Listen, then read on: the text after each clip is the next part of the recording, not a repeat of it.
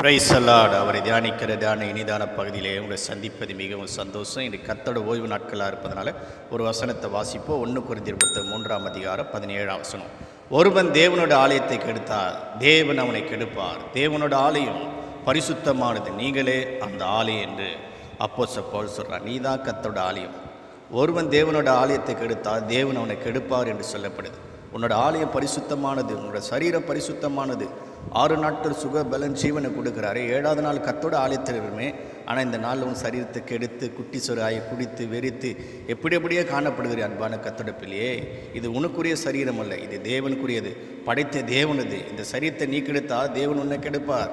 ஒரு வாடகை வீட்டிலேருந்து அந்த வாடகை வீட்டை நீ ஏதாவது செய்ய முடியுமா? அந்த ஓனர் உன்னை சும்மா விட மாட்டான். இந்த சரீரம் தேவனுக்குரியது அன்பான கர்த்தரா. இது பரிசுத்தமானது. இந்த சரீரத்தை கெட்டு குட்டி சொராக்காதே, கடந்து போ, நேரத்தை வீணடிக்காதே. இது பரிசுத்தமான நாள். இதை பரிசுத்தமாக பிரயோஜனப்படுத்திக்கொள். ஆமென்.